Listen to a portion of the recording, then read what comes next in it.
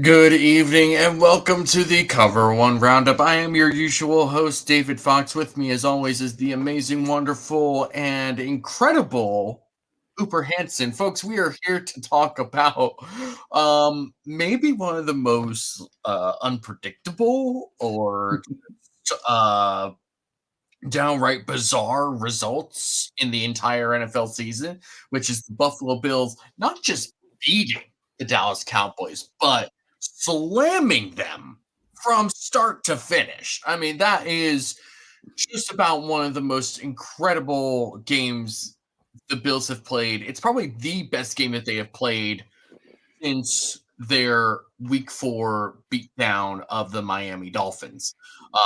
It's really just one of the craziest games I've ever seen. In fact, this game might be even more crazy just because of how the Bills have been able to do it in a way that they have not been able just haven't done since Josh Allen has been the quarterback. We will, of course, get into all of that as we go into the show and get more deeper into the show. But first of all, Uber, how are you? Yeah, I mean, I'm pretty damn good. I haven't seen a butt whooping like that since I think like Stone Cold beat the snot out of Hornswoggle or something in the WWE. That had to have happened at some point, right? So, yeah, that was something to watch last night. Like it just was an absolute beatdown. I'm sure Anthony Prohaska will appreciate that reference more than anybody else on with Cover One right now. Yeah, that was just a phenomenal game from the Bills. Obviously, the focus for the week is going to be about James Cook, and he's obviously a big part of that. The defense just played out of their minds throughout that entire game. And we're going to get into all that. Before we do anything, though, we have some business to take care of. We'll start with our lovely friends over at the Cover One flagship show, Greg and Aaron. Many people ask us the best way to support us here at Cover One, and that is to sign up to become a Cover One Pass member. That contribution helps give us the access to all the data and information we use to create the content that you love. And I think most importantly, brings you into our community of insiders. It's a great community based on Slack. I know a lot of people don't want to be on social media anymore or be in on those conversations. We bring all of it to you right in our great community of educated fans. And most importantly, you get access to our content creators. Even better than that, everybody loves merch. You get awesome t-shirts, a cool decal, and a letter from the Cover One team signed directly to you.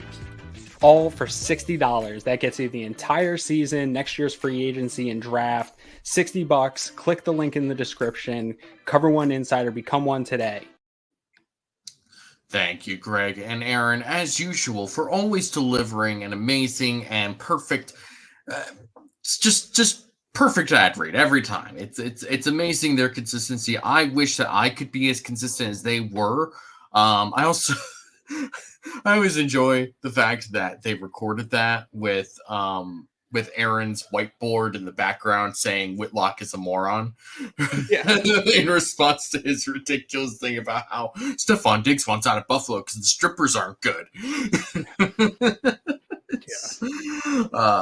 It's man, what a weird year this whole season has been for the Bills. I mean, just from the time that the clock struck midnight to start the year 2023, it's been a very weird time for the Bills.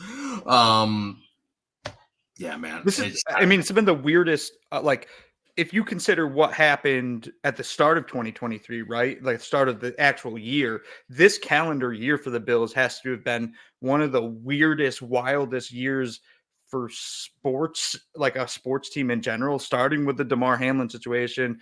And like the absolute polar opposite of going from the Damar Hamlin situation to this summer where we were literally talking about, like you said, strip clubs with Stephon Diggs. Like this has been a ridiculous year that has touched every end of the spectrum. It's Damar Hamlin, it's Stephon Diggs, it's Sean McDermott taking over for Leslie Frazier. It's wild, man. It's just Haley Steinfeld now dating. That's such a minor thing right now that especially now that Travis Kelce is dating Taylor Swift and all that. Another thing, who could have if you had told me at the beginning of the year, yeah, Travis Kelce's going to be dating the most popular, like, pop Human on Earth. star, just human, for being honest, most popular human on the face of the earth right now, I would have said, okay, like, for how long though? Like a week? Is this going to be like what? It's very, very weird. Yeah, I don't. It's just crazy. Of course, we also have our wonderful sponsors over at Underdog Fantasy. Folks, did you get to draft Josh Allen in your home league? No? That's okay, because Underdog Fantasy's pickup contest will allow you to win money predicting if Josh Allen will go over his yard total, his touchdowns, completions, and more. If you think Allen to Diggs will blow up this week, if you think Allen to Kincaid, whoever, you can put them in your pickup. You can predict up to 5 different over-unders correctly, win 20 times your original money. Use the promo code COVER1, that's the number 1, when signing up to make your first deposit. An Underdog will match that deposit up to $100. That is a free $100 when you use the promo code COVER1. You must be 18 years or older to sign up. Sign up today and start winning today. All right. This is fun. It's a great Monday. It's a great Monday when the Bills win. It's even better when they win by that much. And the extra cherry on top really is just beating the Cowboys. I just seeing that team get thrust into they're in the spotlight every week because they're the Cowboys and they're just always going to be in that spotlight. But now having everyone be like, well, it's just when we all started to believe in the Cowboys, they'd go and do this, and it's just great. Oh man, it's really fantastic. Yeah, and I just saw a stat. So obviously the Cowboys are playing another incredible football team this week in the Miami Dolphins. And I saw a stat. I don't have it exactly pulled up, but it's the first time in NFL history 2 10-win teams with only 1 win against teams over 500 will play a football game against each other. So that is by definition the Fraud Bowl. Like, we get to watch the Fraud Bowl for Christmas. That is really awesome. It is really interesting that those two teams are facing each other, especially right now, right? Because obviously a couple weeks ago, last week, the Dolphins had their epic collapse on Monday Night Football against the Titans, who just got eliminated from playoff contention by Case Keenum, which is kind of wild, the roller coaster that the Titans have been on. And then you have the Dolphins come back and they blow out the Jets 30-0, which was, is significant, right? Like, the Jets, the Jets are a bad team, but their defense is good enough where it should have kept them in the game enough. It was never really close for them. And obviously the offense was coming off of their best performance of the year, beating the aforementioned Texans, like, what was it, 32-6 or whatever it was. And so you sort of thought, okay, well, Miami has all these injuries. There's no Tyreek Hill. There's no Javon Holland. No Xavier Howard. What are they going to do at this point? Like, it's not going to be the same blowout that they had a couple weeks ago on Friday. And it was basically the same thing. Like, it was more or less the same game. And then you have the Cowboys. And the Cowboys, again, they had this huge streak coming in, and then just they fall straight on their ass and face at the same time somehow, and just absolutely blow this game against the Bills. And now symptoms, so that'll be fun for the Jets to deal with. But even more impressive to me, and I know people rag on him all the time, and it wasn't the most spectacular game of all time, but it was a pretty damn good game. Tua Tagovailoa played very well. All things considered, he was playing a great defense. He did not have Tyreek Hill, and people said he's a Tyreek Hill merchant, which is still probably partly true. But at the same time, watching that game, like, he was check down Charlie for the most part, but he did deliver a couple strikes, including what was a 60-yard touchdown to Jalen Waddle. So I think you got to give him a little bit of kudos there. It's going to be really interesting, though, to see this Cowboys-Dolphins game unfold, because both of them right now are dealing with that fraud moniker, because people are like, they haven't beat anybody. They haven't beat anybody. Where there's only 3 weeks left and these teams haven't beat anybody. Cowboys did beat the Eagles, but if the Dolphins don't win this game, right? They lose this game. Let's assume, I don't want to assume, but let's believe that the Bills can win their next two. The amount of fear that's going to be instilled in that Dolphins team going into that final week is just going to be a massive intangible benefit to the Bills. Like, if the Bills have a shot at the division, I think the Dolphins come into that game super, super tight, and the Bills come in just swinging, and we see something similar to this game that we just saw unfold yesterday.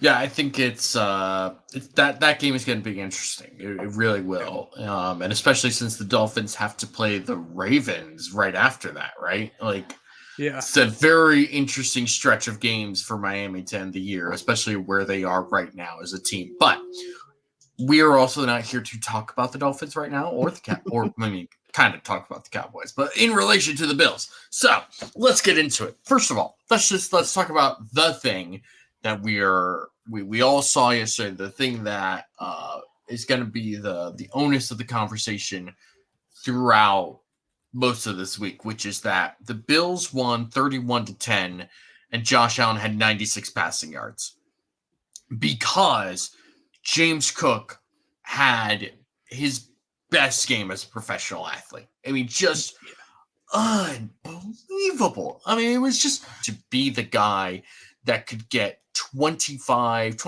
carries, right? Was his final number.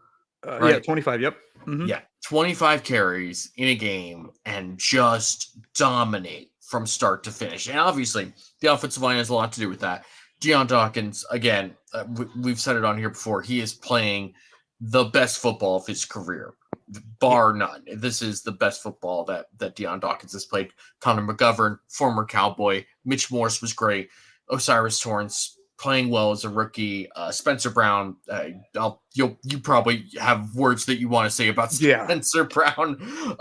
He's been playing well. Like, it was a total effort. Obviously, Dawson Knox plays a huge role in how they block. Reggie Gilliam, all that stuff. But like, it was just a total amazing performance by the Bills run game from top to bottom. I mean, it was exactly what you wanted it to be when you talk about, like, if Josh Allen can't have the sort of, like, 400 yard, 4 touchdown, 1 interception, 80 yards rushing type of game, then what do you have? In the reality, the Bills have not had much outside of that. If Josh Allen couldn't do it, then nobody really could. Now you have something here. You have James Cook, and it was the perfect game plan. It was the perfect idea. Flawless. The perfect philosophy coming into this was to attack the Cowboys where they were not strong, right? Like, they like to play light boxes. They like to get after the quarterback because they have Micah Parsons, who's a great player. They have it was an amazing game plan from Joe Brady. And it wasn't just the fact that they ran the ball well. It's the fact that he just kept doing it over and over and over and over and over and over and over and over again. Yeah. That's a reference to a Marshawn Lynch clip if you're not familiar. I'm sure you are, but I know some people aren't. And this is sort of, to me, this is sort of something that probably separates a Ken Dorsey from a Joe Brady, right? Mm-hmm. Where Ken Dorsey at some point would have also been like, yes, we're going to run the football. We're going to get James Cook his touches. But at the end of the day, this is a Josh Allen-led team, and so we're going to throw with Josh Allen. And so there would have been times where they probably would have thrown even when they were still being successful in the run game, when they were being basically unstoppable in the run game. And that just, maybe it would have worked, right? Because it's Josh Allen, and you've got Stephon Diggs, you have Knox, and you have Kincaid, and you have a lot of players that can make this passing game work. But like, if something is working, and the ground game was clearly working, don't go away from it until they stop it. And the Cowboys never did. They never adjusted to anything. Coming out of halftime, I thought, okay, they're gonna tighten up in the box. They'll get their fits a little bit better, but the Bills should still try and run the ball. Well, the Cowboys did nothing. The Cowboys, I couldn't possibly begin to tell you anything different that they did in the second half as opposed to the first half on defense. I couldn't even tell you, it seemed they were just lost that entire game. I can't even begin to figure out what exactly happened for the Cowboys. I mean, I understand there were some early breaks from the referees that went the Bills' way, but none of those were bad calls either, right? It was just really sloppy play for the Bills or for the Cowboys rather, that the Bills benefited from. It's not like there was some egregious, non-call or an egregious penalty that shouldn't have been called. I guess the worst thing was really the roughing the passer. Not even that, really. Oh, you did? I felt like the most egregious thing, obviously, was the fumble that Stephon Diggs had. Oh, true. Was clearly a fumble. The Cowboys clearly recovered, but the Bills were like, hurry up. And Mike McCarthy never challenged that. I mean, and that was in the second half, too. That could have been something that really swung things the other way, and it just didn't happen. I've talked enough. You go. No. I every single point I kind of align with here, and I look at Mike McCarthy here, and they just never adjusted. Like the Bills were just like, we're going to keep running, and you guys have to do something about it. At some point in time, the Cowboys didn't, and to a point, you're watching Micah Parsons, who's this all-world defensive player that the Cowboys love to move all around their defensive line. Well, when the Bills are just beating you up on the run over and over and over again, why are you lining Micah Parsons up inside? Like you're lining him up inside to create pass rush ability. Right. The Bills were like, we're not going to throw the ball. Why? So if you're going to do that, we're going to literally run it down your throats. And that's what they did over and over again. I think one of the stats that really stands out to me, how dominant the Bills were on the run game. Ty Johnson had 54 rushing yards on 9 carries. That's how dominant they were. I know James Cook is the star of the show, but the fact that Ty Johnson, who's basically a practice squad level player, has been playing very well for the Bills, had 54 yards.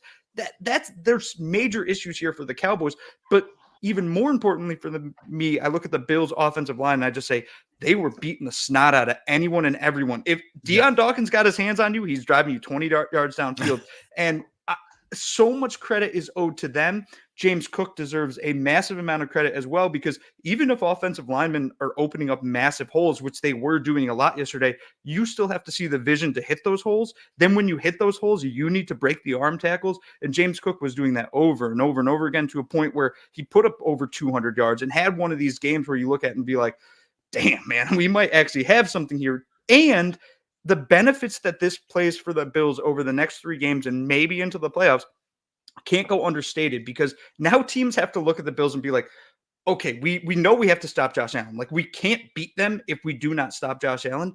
So you're going to bail out to stop him now and leave these light boxes where James Cook's just going to, because now we know Joe Brady's willing to just say, oh, we're going to run on you over and over and over again. And I don't know how you defend it. You have to pick and choose your spots to send your rushers at the passer, stack your box. And if teams pick wrong, which is something we've never had to see them do against this Bills team, then you're going to be in big trouble.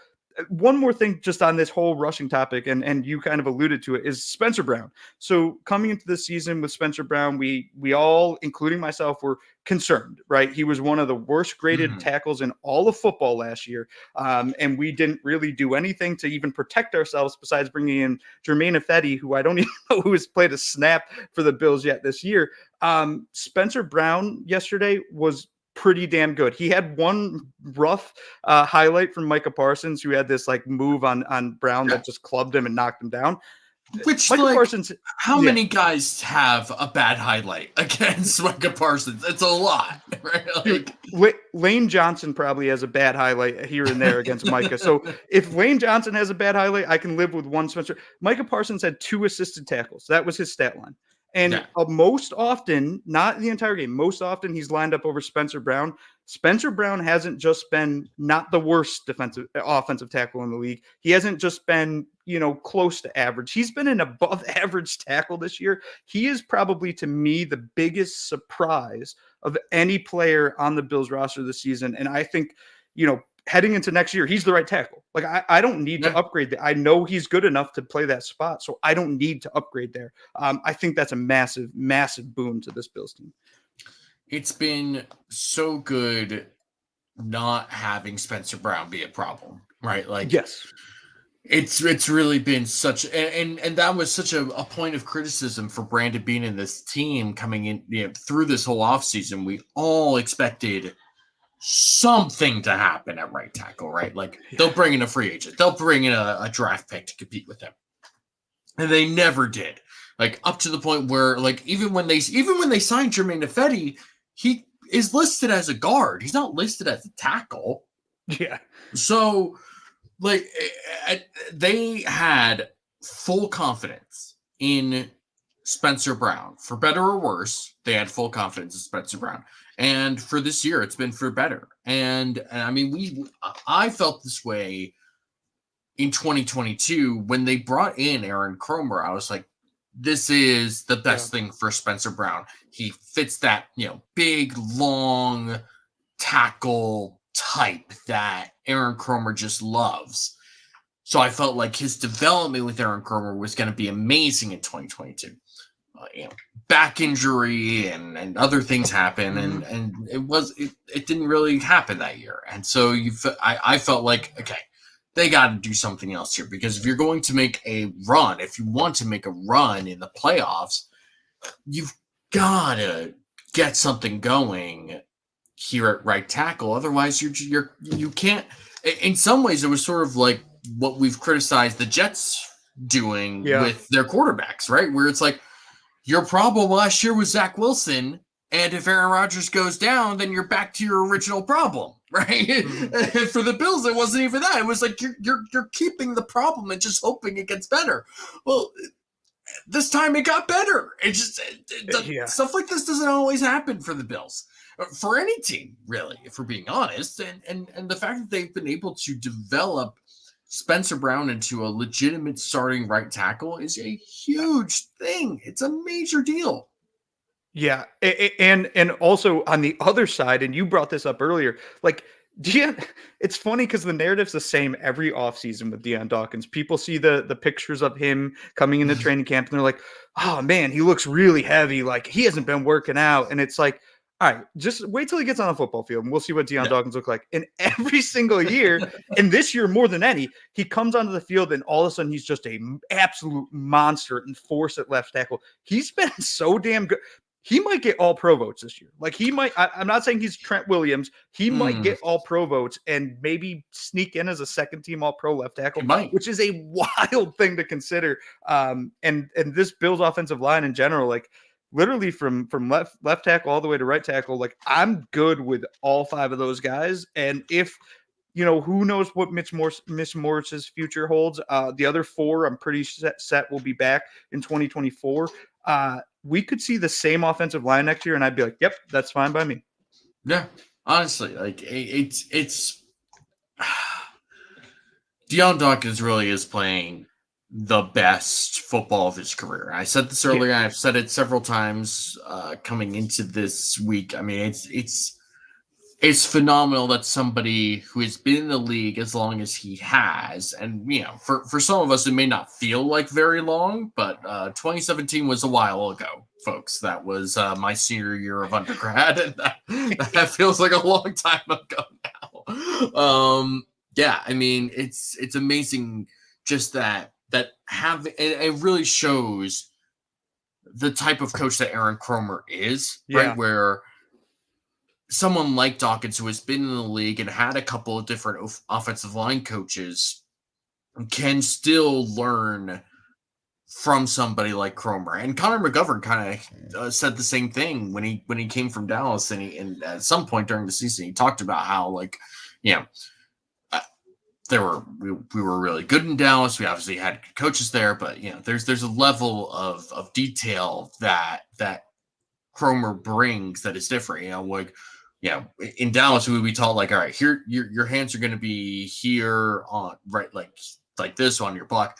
And Aaron Kromer is like, no, your thumb needs to be here, and your hands needs to be here. And it's just like it's kind of crazy to just have somebody who can, especially from like footage, right? Like from that angle, that all 22 angle or whatever practice angle they have for that, like to be able to look at that and be like, hey, your thumb's not where it needs to be. Hey, your hand needs to be here, not here. You know, and it could be just like a 6-inch difference, but you know, as the saying goes, it is a game of inches, and that's not just in relation to where the ball gets spotted by some podunk referee. It's a game of inches where like you need to be able to drag your toes as a receiver. You need to be able to keep your hands here instead of here. You know, it's a big thing, and to have somebody who can coach up guys who have been not only been in the league for a long time, but also a rookie, Cyrus Torrance or a third-year player in Spencer Brown. Aaron Kromer has been such a home run hire for the Bills. You're spot on, man. And like that also, and we'll get a little bit into him a little bit later, but that also credit is owed to Sean McDermott because he's a big part of who his coaching staff is. But one last note I want to throw at the offensive line, and just actually something I thought of as you were kind of going through talking about the entirety of the offensive line. I think one thing we kind of always take for granted, specifically about Deion Dawkins, is we've looked for years for that guy that has a little nasty to him on the offensive line. Little like, I'm going to beat the snot out of you. I'm going to drive you into the dirt. And we thought for a while that was going to be Roger Saffold last year. That wasn't Roger Saffold. We thought maybe that'd be, oh God, what's his name? He was on the Giants now. John Feliciano. No. Deion Dawkins is the nasty. He's the guy that's going to literally drive you 20. That highlight yesterday, he's driving that man 20 yards downfield that didn't want to go that far downfield and just absolutely barrels him into the ground. That's something that's so important because, I look back at the Chargers of the like mid 2000s, early 2000s stuff. That's the team that the Bills sometimes are compared to, or even the Colts when they weren't winning Super Bowls. Like their style of play, people always talked about how they're soft, right? They're not physical. They're not gonna fight. They're not gonna beat you up. Deion Dawkins is that fight. He's like that dude that's going to absolutely continually fight every single game. And I think that's something about his game. I think as fan base, including myself, we take for granted week after week.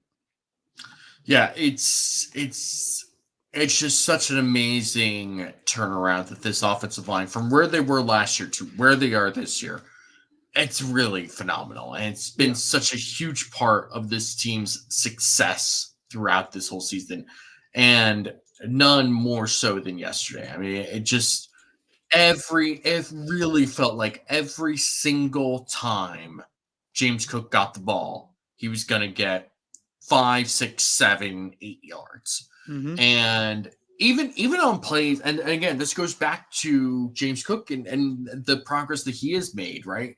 Where there were a couple of plays where the Cowboys were in the backfield and James Cook made a man miss quickly and decisively and got back right on track to where the blocking needed to go. If you guys haven't looked at Eric's video from earlier today, it's called Let James Cook. It is on the Cover One channel. Go look at it. It's a great breakdown of James Cook and his day against the Cowboys.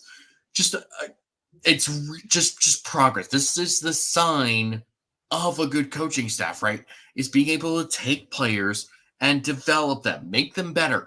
Kelly Skipper, the running backs coach, right? Like he's one of the few guys who's been on this McDermott staff since he got here, right? Like him, Rob Boris, the tight ends coach, I think I don't even know if John Butler's been on this team since 2017.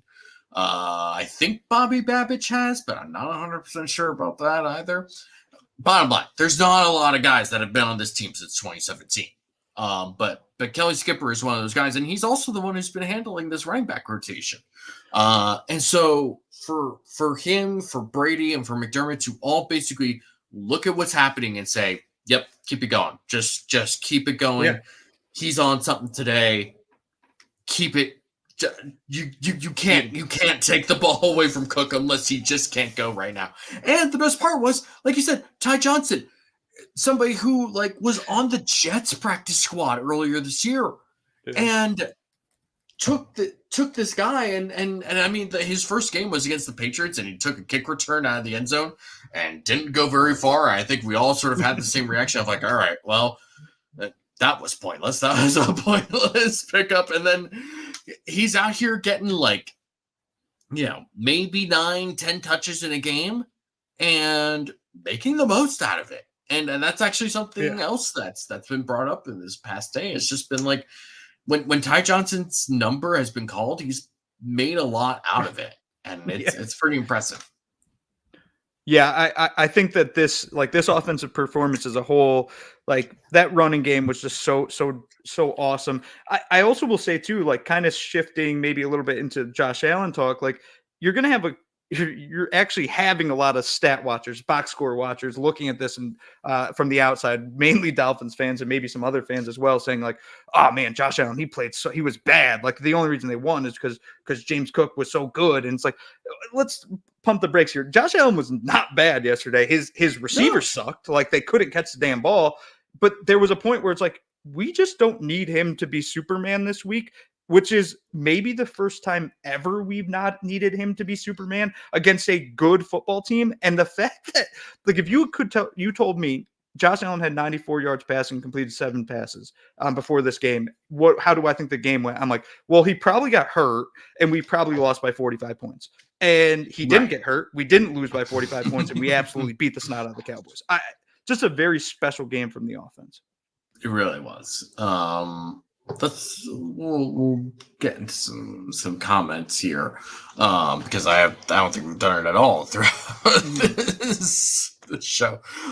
Spin says main question marks preseason. This is a while back, so if you don't remember, this is main question marks preseason were Terrell Bernard, Tyrell Dodson, Spencer Brown. All 3 are balling this season. Terrell Bernard's been great. Spencer Brown's been good. Tyrell Dodson is also probably playing the best football of his career. Yeah. I'm still not ready to call him good necessarily, but for the position that he's been like having to be put in, right? Like he's been playing really well. So hats off to him. Yesterday was really good by Tyler. Yeah, I mean that blitz that he got on Dak, where I think it was like him and Russo and Phillips all combined to sack Prescott. That was a great play. Charles, she says, hopefully Cowboys are embarrassed and come out fired up versus the Finns. Let's hope so, because I believe, and you probably know this more than I do, if the Dolphins lose any of their next games before the Week 18 game against the Bills, and the Bills win out and beat the Chargers and Patriots before that Week 18 game, that Week 18 game is for the division, right? Yes. Yeah. It's if they lose one game and then Bills win the next 2, Week 18s for the division. If they lose both games and Bills go 1-1, Week 18s for the division. If they win both games, they've clinched the division heading into Week 18. That's crazy. Crazy. So the crazy. Just need the Cowboys or the Ravens to beat the Dolphins, and the Bills to handle business against Easton Stick and Bailey Zappi, and we will be okay heading into Week 18 and what should be one hell of a football. Oh man. There look, like the logical part of me is like, okay, I want the Dolphins to lose both of the next games, and I want the Bills to win both of their next games. So that Week 18 is just sort of, it is what it is, right? But there is also part of me that, like, if the AFC East is on the line in Week 18, you know that game is getting flexed to Sunday Night Football, and you know it's going to be an amazing game. And there's part of me that wants that to happen, even though I know it's going to stress me out to no end. Yeah. But man, I kind of want to see that happen. It would be quite I mean, like the one thing Josh Allen keeps harping on is like, we're in the playoffs already. Like that's what he's saying. So just the thought process of like the Bills essentially playing 4 straight playoff games before the playoffs start, and just that emotional high they could ride into that. I just truly believe if the Bills, win their next 2 heading into that game, I expect Miami to drop 1. I don't know how Miami would deal with the absolute momentum that Buffalo would have going into that game. Yeah, for sure. Spin says, at Uber, at Dave, who would you rather play in the Super Bowl, Dallas or the Eagles? Well, I'm biased because I'm also an Eagles fan, so the Eagles. I definitely don't want the Cowboys. Cowboys to play in the Super Bowl. That's for sure. Yeah, I mean, I actually don't particularly care which team. If the Bills make the Super Bowl, I don't give a damn who they play. I'm telling you though, it'll be. I mean, I think everyone knows this. It's right now. It's the 49ers. They're the best team in football. If it's not the Niners, I'll be shocked. But they're we'll good. talk about that later. Yeah. I will say though, if there is a team that could probably like upset the Niners, low-key, it's probably the Rams, right? Like, I know the Eagles aren't doing it. Like, I know the Eagles aren't doing it. I know the Cowboys aren't doing it. But like the Rams, their defense isn't good enough to keep up with the Niners offense. But the Niners defense, like, they're susceptible to the run.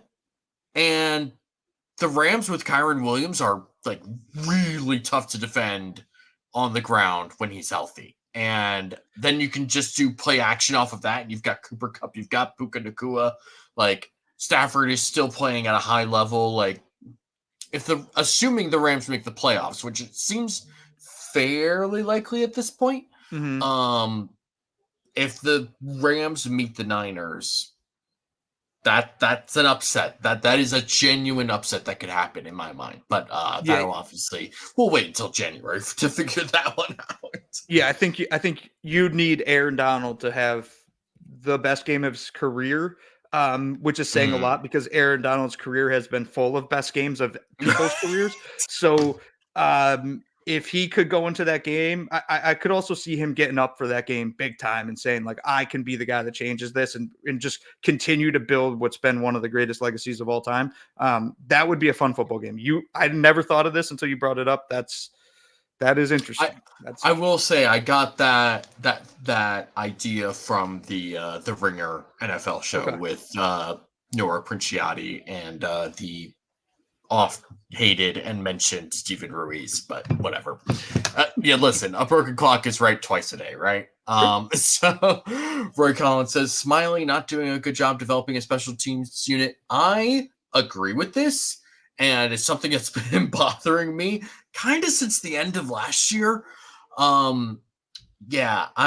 If there's going to be change, first of all, I think we're starting to. I mean, there's always going to be people that are against him, but we're starting to move past the whole like Sean McDermott needs to be fired narrative at this point. Obviously, they need to make the playoffs for that to really kind of settle down, and they'll need to probably at the very least get to the AFC Championship, which I think is a very real possibility if they make the playoffs. In order to really quell those feelings. But if they make any coaching changes, that is probably at the top of my list. I do not like how the special teams unit has developed with Matthew Smiley, especially given how much money is spent on special team specific players. I understand that I think the underrated part of this particular thing is the fact that they've had injuries on defense, which forces guys who have been playing special teams primarily to then be put into a position on defense.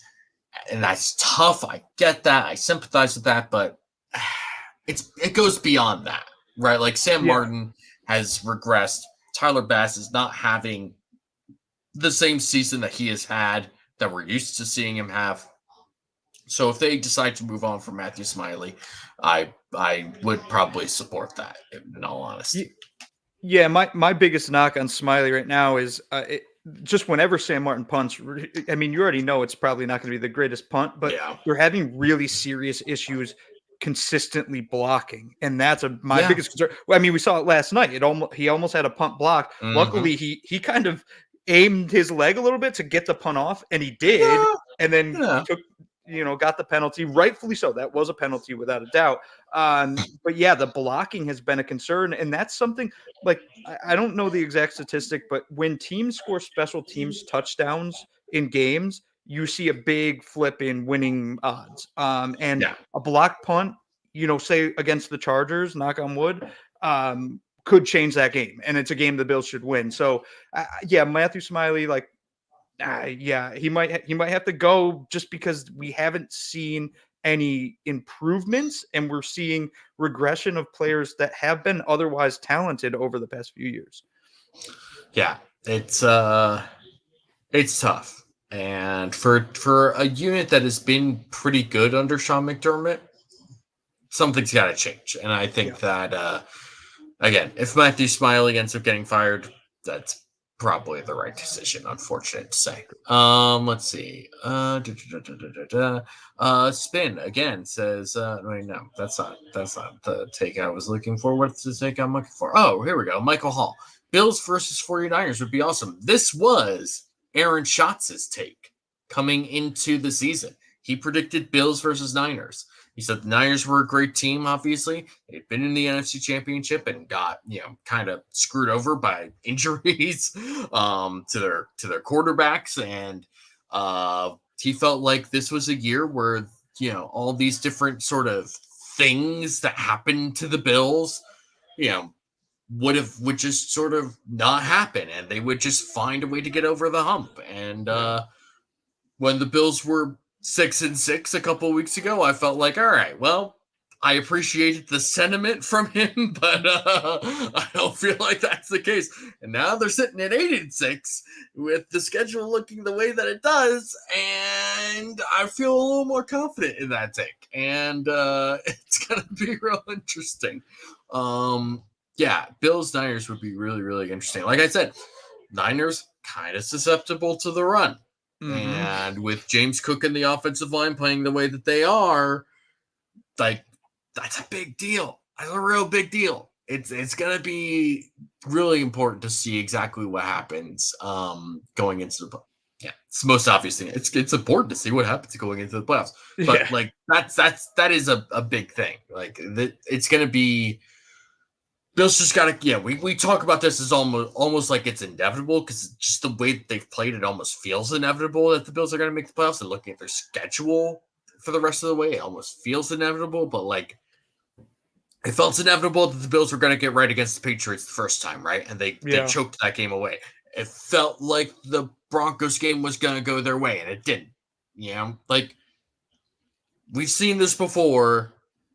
They've got to actually do something here. They've got to finish out against teams that they should beat, and then once they're in the playoffs, they have to make a run. Just you can't have another flop here in the playoffs. Yeah, I that's the thing. Like, it's fun to think about like a Bills Niners matchup because I think it'd be a fun game. I would think it'd be much more fun if Matt Milano was on the field because otherwise, I literally don't know how the Bills could slow them down, but. That's kind of putting the cart in front of the horse per se. The Bills just got to get in the playoffs, like you said, and that means winning their next 3 football games. Like, regardless of winning their next 3 means winning the division, win the next 3. The one that I've seen it a couple different places. I think like Peter Strager said it, maybe Rich Eisen, a couple different people said, how funny is it that like, oh, you worked so hard, you had a great season and you became the 2 seed and now the 7 seed you're playing this Buffalo Bills team. Like nobody wants to play the Bills in the playoffs, but the Bills have to get into the playoffs for that fear to even exist. And I really do think that the way the AFC is playing right now, like I watched that Ravens Jaguars game last night. The Jaguars are a mess right now. Ravens look good, but they don't look unbeatably good. And then the Chiefs have all their issues. The Dolphins are, who knows? We'll see when they play the Cowboys. But yeah, the Bills have a good shot if they can get in to kind of make a run here. But like you said, they'd have to make a run. They can't just, poop the bed per se.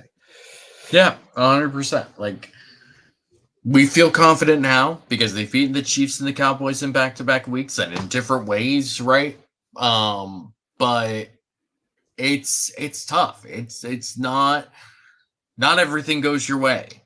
Even when you have momentum, not everything goes your way. And do I think they'll lose the Chargers? Probably not. Right? Like an interim head coach with Easton Stick at quarterback, and now they're down to their 3rd string center because their 2nd string center got hurt, apparently.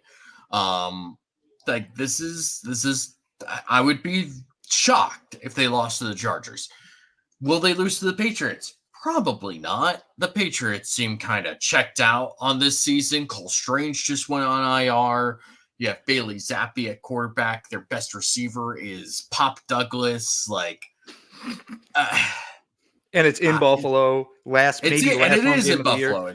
Yep. So, there's a lot of things that make me feel confident. You should feel confident if you're a Bills fan, but there's always that part of you as a Bills fan that's like, yeah, but I also remember the season where they faced the Steelers backups and they lost when they should have made the playoffs that year.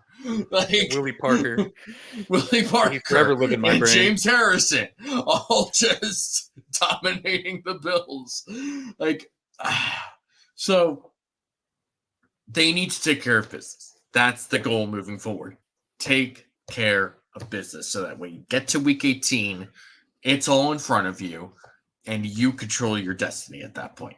That's what's going to matter for the Bills. So let's move on to the defense, because this is something that's not going to get talked about enough.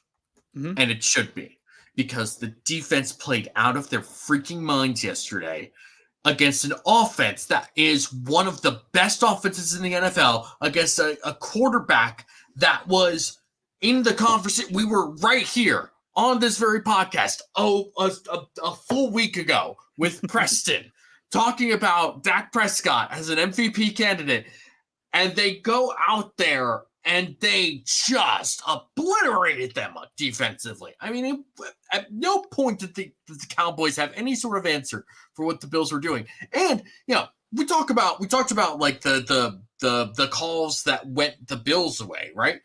The Bills also had a couple of personal fouls on Dak Prescott, right? Like the Cowboys had a chance to take advantage of calls that went their way to get points, and they never did.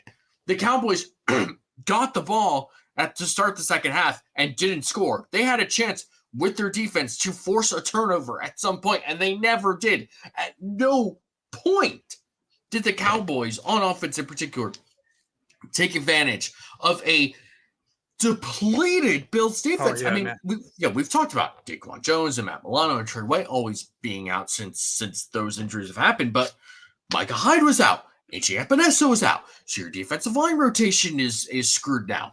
Your safeties, you're now playing Taylor Rapp and like starting Taylor Rapp specifically, and Jordan Poyer. Like the Cowboys had no reason to only score 10 points. Yeah, and they really only scored 3. Like right. I don't believe, like, I hate garbage time talk. I hate it because so often we bring up garbage time way too early, and then you see teams like the Titans go on a run against the Dolphins in garbage time and then beat them. So now all the people that use all those things like, only when you're within 80% win possibility or something, well, we just ignore the entire Titans game essentially. So I don't like using garbage time. The Cowboys touchdown was quite literally like it was. Yeah, it didn't mean anything. It was a stat pad for Dak and the offense, and lo and behold, Dak didn't even get the touchdown. It was a rush by CeeDee Lamb, which is actually pretty hilarious. But yeah, so we just spent all this time talking about the offense and the fact that Joe Brady just stuck with the same game plan over and over, just kept absolutely lighting up the Cowboys. To me, the better game plan of all was Sean McDermott, who put on a masterclass. Like, this was about as dominating as you can be against a team like the Cowboys in this high pressure situation. The Cowboys just didn't have any answer. The Bills were changing up looks, blitzing randomly, using different personnel. Like, I think at one point, Balin Spector was on the field. Like, they went base. Yeah. And so there's all these things that Sean McDermott did this game that are kind of going to go under the radar because James Cook had the game of a lifetime. But Sean McDermott deserves all the flowers for this game because, like you said, he took this incredibly depleted team and went up against that Cowboys team that has all of those weapons and made them look absolutely silly. That was the MVP favorite. Dak was the MVP favorite. He had what is it? He had 34 pass attempts. He was sacked 3 times. Okay, so 37 dropbacks, let's say. On his dropbacks, he averaged a total of 2.86 yards. That's passing, 2.86. You don't do that. Doesn't happen in the NFL. That's insane, especially with the Bills defense in its current state and the Cowboys offense in their current state. It's just like it's wild the fact that the Bills were able to, in back-to-back weeks, play against the Chiefs and the Cowboys and put up probably two of their best defensive performances since week 4 against the Dolphins, right? And in week 4, they still gave up, what was it, 21, 28 points or whatever it was, 27 points, whatever. The Dolphins were on fire at that point. And it was 14-14, 21-14 or whatever it was at halftime or whatever. I can't remember. That game literally feels like years so ago. long ago. Oh my God. The stuff that has happened between now and then. Ridiculous.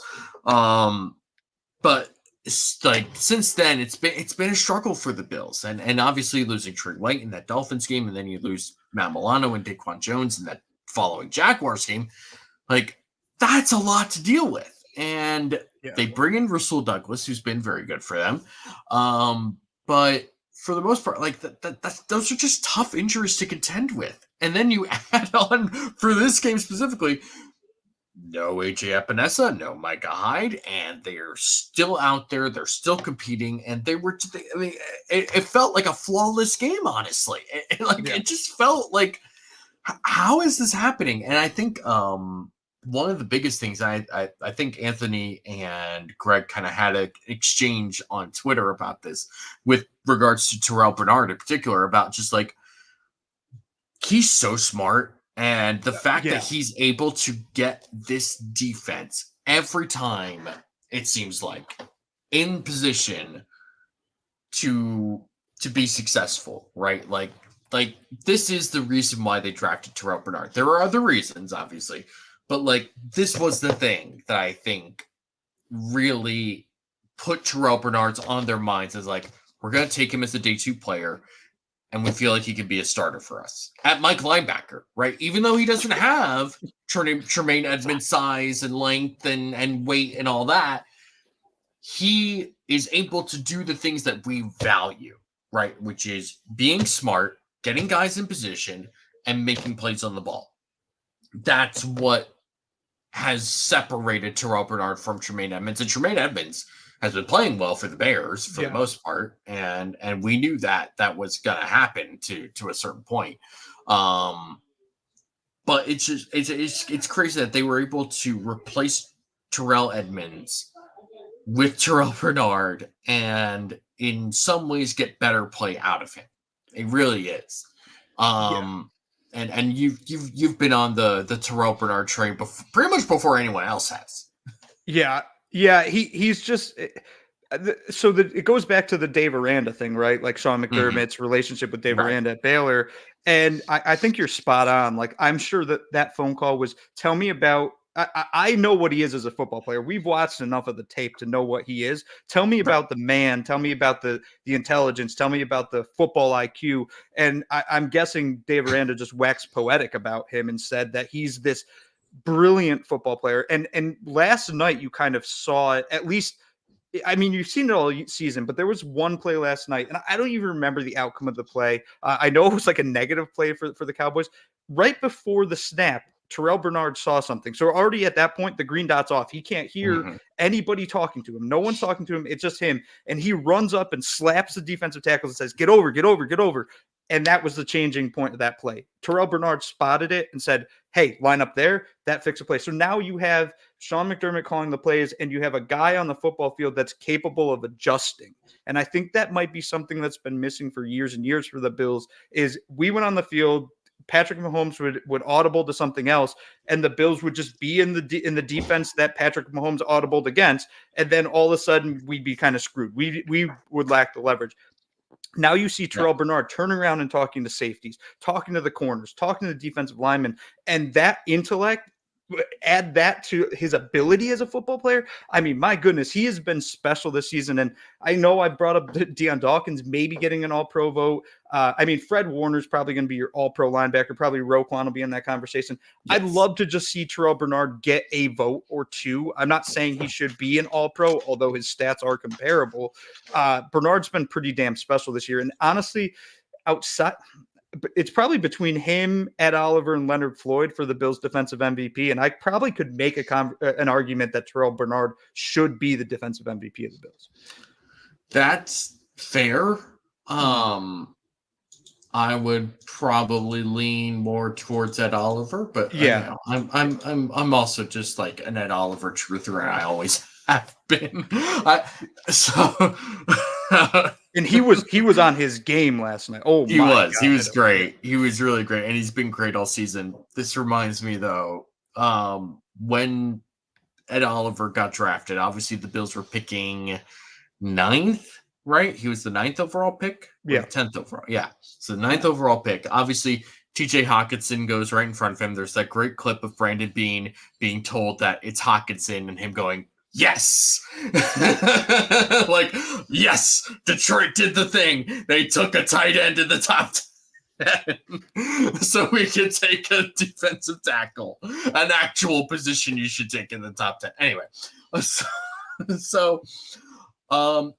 this is 2019. If you don't remember what's going on in May of 2019 or late April of 2019, that's when Avengers Endgame premiered.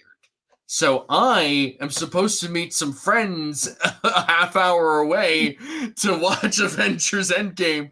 And I'm like tracking the draft on my phone. And I get to the theater, I see my friends. The first thing I said is, hey, how you doing? Ed Oliver got drafted by the Bills. Hey, how you doing? Ed Oliver got drafted by the Bills.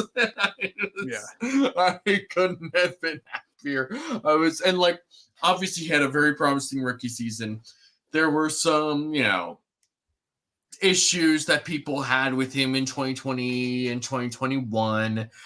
I maintained that entire time that Ed Oliver was a good player, and 2022 was a good season for Ed Oliver. And then he got a contract extension for the Bills. I was shocked that they actually gave it to him, especially after letting Tremaine Edmonds go.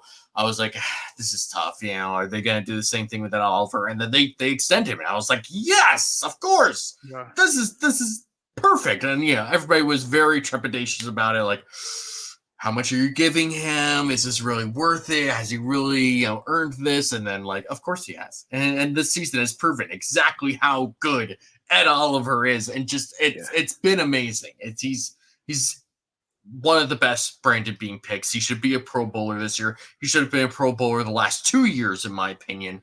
And it's just a great player. I love Ed Oliver.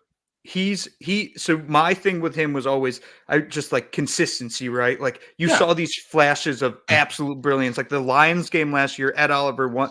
We all think back to that Lions game and remember the absolute bullet that Josh Allen threw to Stephon Diggs. Great play. Eventually the Bills go on to win the game on that Tyler Bass field goal. Ed Oliver won that game. He was the best player on the Bills that week. He was absolutely dominant. And it's like, I can see it. Like, it's there. I know he has that skill set. I just need it more and more and more. And this year, maybe there's been a game or two where he's not quite been. I can't even really remember a bad game from him. For the most part, every single game has been like, oh my God, Ed Oliver's wrecking them right now.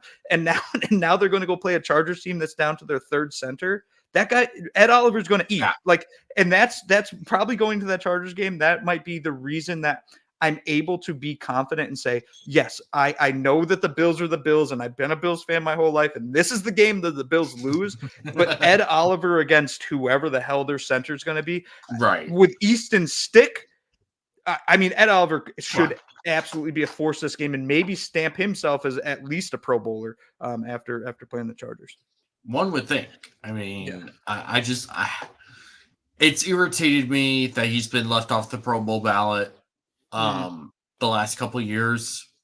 But like, at least I kind of sort of understood it. He's not in the same conversation, in the same spotlight as other guys. But it's like, this is a Pro Bowl guy. This year, if he doesn't make the Pro Bowl, I'm legit gonna be so mad. Like, it'll be ridiculous if he's not a Pro Bowler. Terrell Bernard, Ed Oliver, they've been great. Greg Rousseau, again, showing up in the run game. Christian Benford, is that his first career interception? I thought he had one last year. I know it is his first this year. It's definitely his first this year. I know they said that on the broadcast. I don't know if he got one last year. He had one last year. He had one last year. Okay, that makes sense. Okay. So, I mean, and Benford, again, is somebody who, was this guy last year. Another late round corner for the Bills who just fits their scheme, right? And this whole draft last year, right? I mean, there were some talks after the Bengals lost in the playoffs of like, how much of this is Sean McDermott's fault and how much of this is Brandon Beane's fault. And then you look at the guys this year from last year, right? Like Kyer Elam, unfortunately, has not really turned into anything, but that was a risk, right? Like they took Kyer Elam because he was athletic, and you kind of just bet on the traits, even though he wasn't a great scheme fit. Okay, that hasn't worked out so far. So be it. That still has a chance to work out, but it hasn't so far. Yeah. James Cook has been fantastic. He's developed super well, and obviously the game that he has been the breakout game, and he's been amazing. He's third in scrimmage yards in the NFL this season. Third. That's crazy. That is absolutely crazy. Behind McCaffrey and Tyreek, right? Like those are the guys that are like, that's crazy. MVPs. That's actually possible MVPs. and James Cook right there candidates. Dude. So James Cook, Terrell Bernard has developed well. And then Christian Benford again. They kind of gave themselves insurance, right? With we take Kyer Elam because we like his traits, but he doesn't really fit our scheme super well. Well, we're in the 6th round. Why don't we take somebody who just fits our scheme really well, even though he doesn't have the best athletic traits in Christian Benford?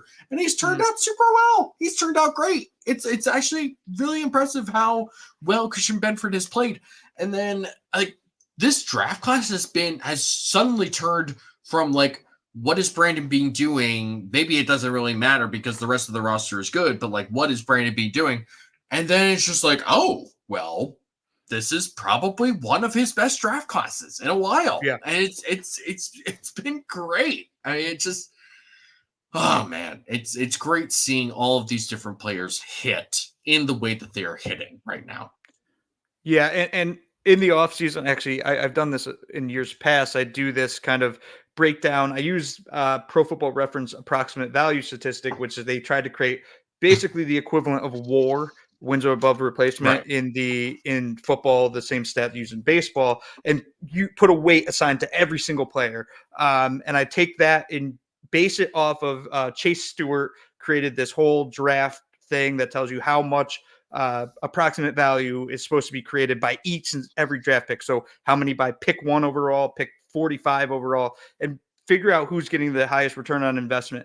The one thing that's really weird in considering drafts, like people are like, well, the Jets have drafted better than the Bills. It's like, okay, well, when you have 3 picks in the top 10, you better draft better than a team that's picking at the end of the first round every year. So it's a good way to kind of look at those things. When you look at that draft class for the Bills, and yes, Kyer Elam hasn't really turned into much yet.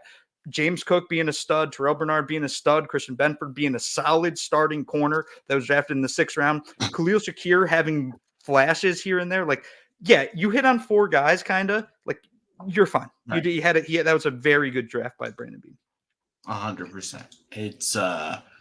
It's really great. It's a good sign of a good GM that, even guys that are considered like great GMs, right? Like Howie Roseman, some of his drafts have been bad, like just outright bad. I mean, this is somebody who took Marcus Smith in the 1st round in 2013, or 2014. 2013 was Lane Johnson. That was a great pick. So, but that's the thing, right? Like sometimes you have a great pick because you're picking in the top 5 and you end up with Lane Johnson because the Chiefs and the Jaguars end up taking Eric Fisher and Luke Jokel and the Dolphins trade in front of you to get Deion Jordan. And then you're just like, oh yeah, I guess we'll take Lane Johnson, future Hall of Famer Lane Johnson at right tackle. But then there are other times where you whiff, and this is just sort of how this whole process goes. Sometimes you're going to win, sometimes you're not. You need to be able to hit those singles and doubles, though. And Brandon Beane has been pretty good about getting those sorts of picks, because eventually you're going to really hit hard on some of those, whether that's Josh Allen, whether that's Ed Oliver, whether that's James Cook or Terrell Bernard. Like these are big picks that they have made. So Brandon Bean, in my mind, like I remember when the fire Sean McDermott train was in full swing, and I kind of put out a poll that on Twitter asking like, okay, if Sean McDermott is fired, do you want to keep Brandon Bean? And I think the poll ended as 80% said yes, keep Brandon Bean, and 20% said no, get rid of Brandon Bean. And I felt like, okay, I would agree with that, right? Like, if they fired Sean McDermott, I would be very surprised if Brandon Bean stayed, just because I feel like they're attached to the hip. But like, regardless of that, if we're putting our Madden caps on, let's say, if you were able to fire Sean McDermott, yeah, I would. If you felt like Sean McDermott was a problem that you could not work around, yeah, I would keep Brandon Bean, because Brandon Bean knows what he's doing. It's as simple as that. Who says Benford is a dog. The secondary is no joke. I will say they need to revamp the safety room. I love Poe and Hyde, what they've done for us, but they are constantly hurt and look a little slow. We've talked about, I mean, Kyle and I talked about this past offseason when he was still co-hosting this show. Rip in peace, Kyle. He's not dead. He's just dead to me. But we talked about how this is likely Jordan Poyer's and Micah Hyde's last season with the Bills. It is what it is. And this is why they brought in Taylor Rapp, because they wanted to see what he would bring. And he talked about when he got signed, like his future with the Bills. So there was a heavy implication that part of that negotiation process on his 1-year contract was, we'll see what you got. More than likely, we'll bring you back on a multi-year deal.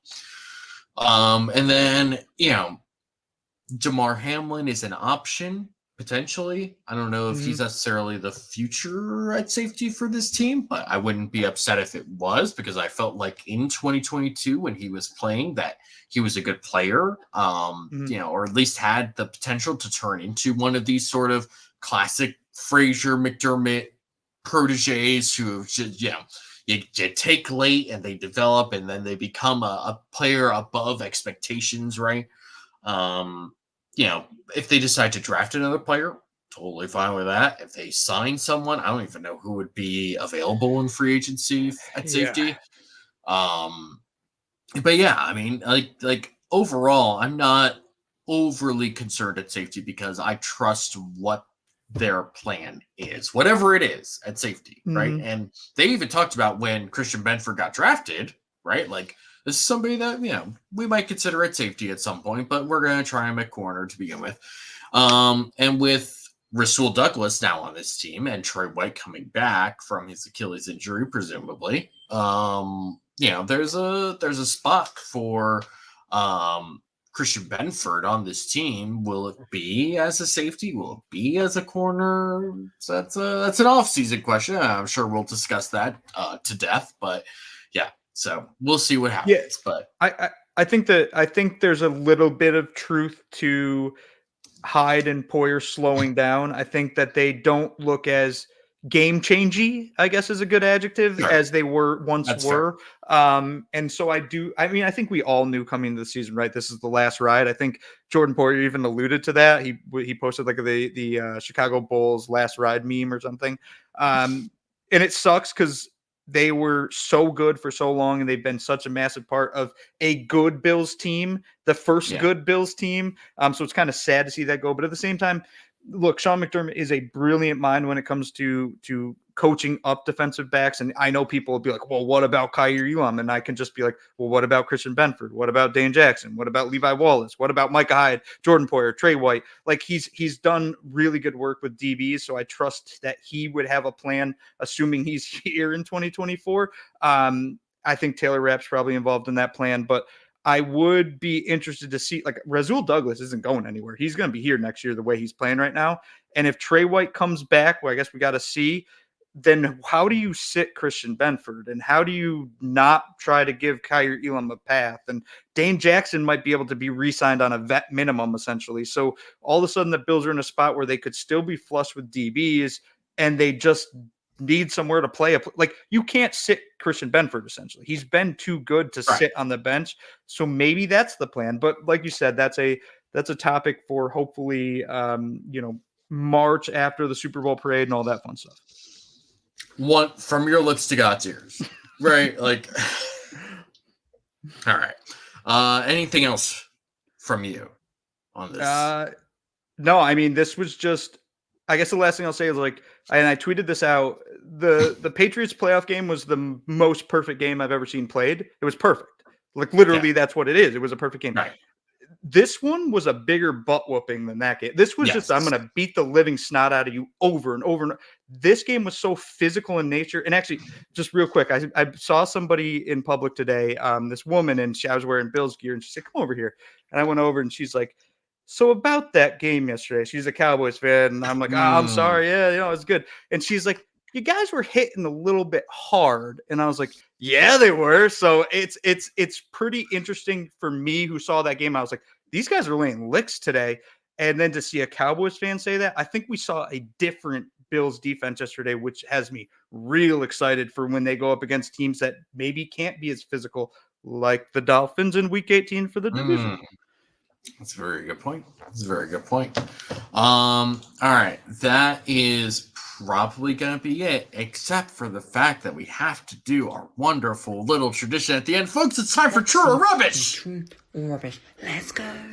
Let's go. All right, folks. So we are here to True or Rubbish. If you have not participated in this before, first of all, I'll explain the rules, of course. True or rubbish. I will give Uber a statement. He will tell me if it is true or rubbish. You all in the comments can also play along and throw in your feeling of true or rubbish. So here we go. Here's the thing, though. Normally this is about football. Normally this is about some weird random thing. This time it's Christmas related. So especially since you're wearing your Christmas Bills hat, which looks great, by the way. Very nice hat. All right. True or rubbish? Ham is the quintessential protein for Christmas. That's rubbish. It was rubbish all after all. It was all rubbish. Go ahead. I made a Christmas ham, Saturday for a bunch of college buddies that came here for the 10th annual Christmas party for us. So Christmas ham every year. But the Christmas protein is prime rib. It is prime rib. Interesting. So the last couple years, since my brother got a job in Pennsylvania, we've gone up to his place in Pennsylvania for Christmas to spend time with his family. I don't really know how or why he's always been a fan of Gordon Ramsay and especially Kitchen Nightmares or whatever that show is called. It's Kitchen Nightmares, right? The show that he's done. That or maybe MasterChef? It's both. Okay, both of them? Yeah. Yeah. So Kitchen Nightmares, where it's just so over the top, ridiculous, typical American reality TV, right? The weird sound effects, the really stupid editing, right? But so from that, I think he now makes us beef Wellington every year for Christmas. And okay, fancy boy. Let me tell you something. That when he first made it, I think it was actually for his seminary graduation. And it was really good then. It has only gotten better since then. It is something I look forward to personally every year for Christmas now. Yeah, I would agree with that. I like ham. I like ham a lot, but something beefy is what I'm looking forward to in during Christmas. Spin says rubbish. I don't like ham. RJ says true, but not the best. That's an important distinction to make here. Roy Collins says true. Carl says Christmas goose. I've never had goose. I don't plan on having goose. I don't even know what goose tastes like. I made a goose last year. Oh, really? What was that like? Yeah. A little bit like duck. I kind of overcooked it a bit. It dries really fast. So if I ever make it again, I got to be a little more careful with it. That's fair.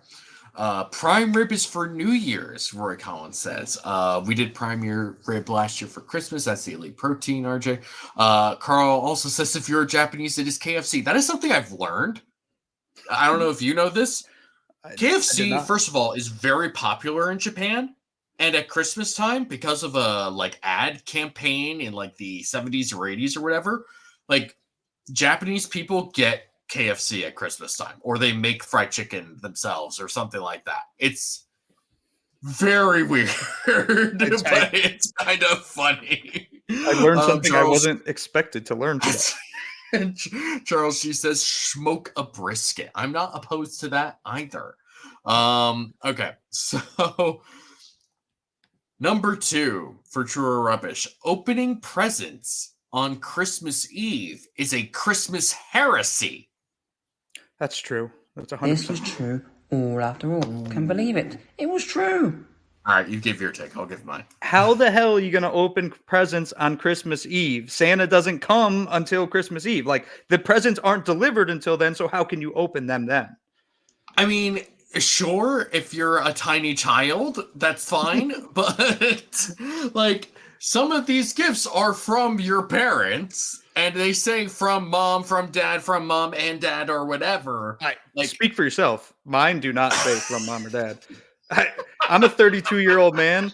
My presents don't go under the tree until I'm asleep on Christmas Eve. That was mandated years ago, and they all say from Santa on them. So I don't know whose mom and dad's getting them presents. My mom and dad are not.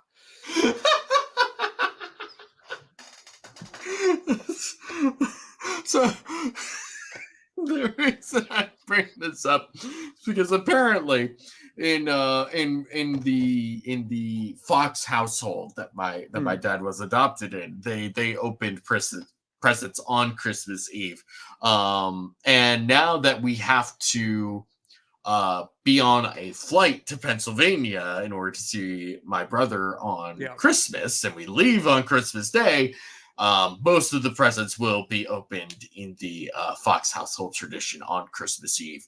And that'll be after I work all day essentially on Sunday, because I will have done 3 services in the morning for church and 3 services at night, because apparently nobody thought, hey, maybe 6 services is a lot of services to do on a single day. So that'll be a great day. Oh, and the Bills played the night before against the Chargers, so I'll be up late on writing a recap for that, and then I have to leave early on a flight the next day. It's gonna be great. It's gonna be great. I bought a couple of 5-hour energies. Oh, there you in go. order to get through that weekend, so it's gonna be great.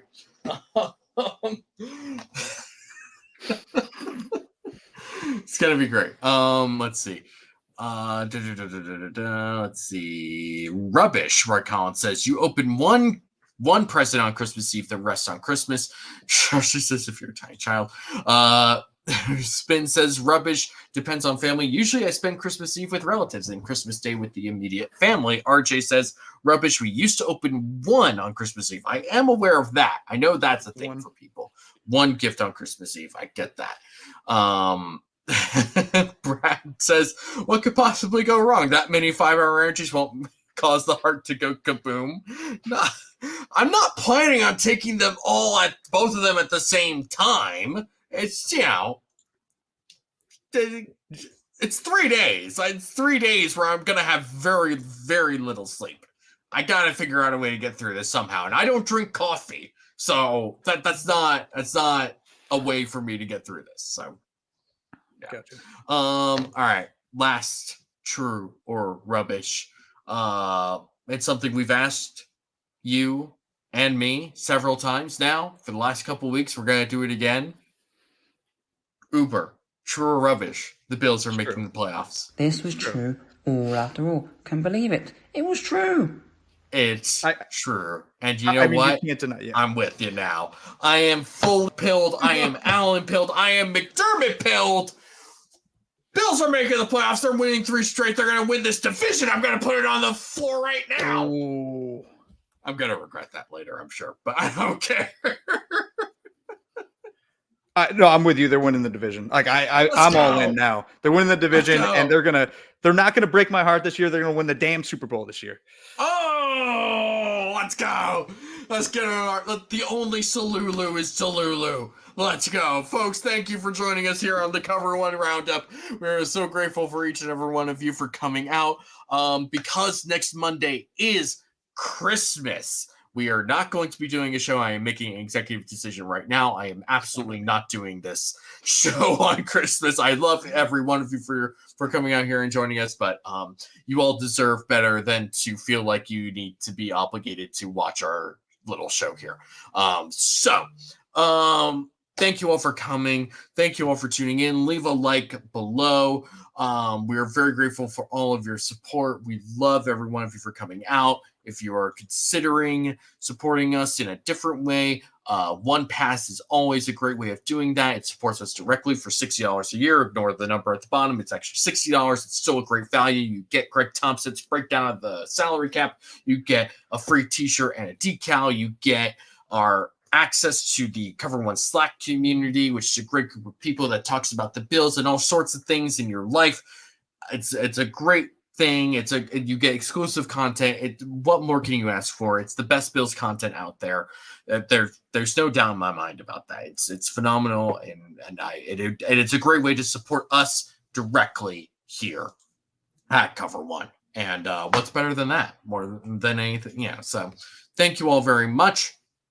Uber, where can the people find you?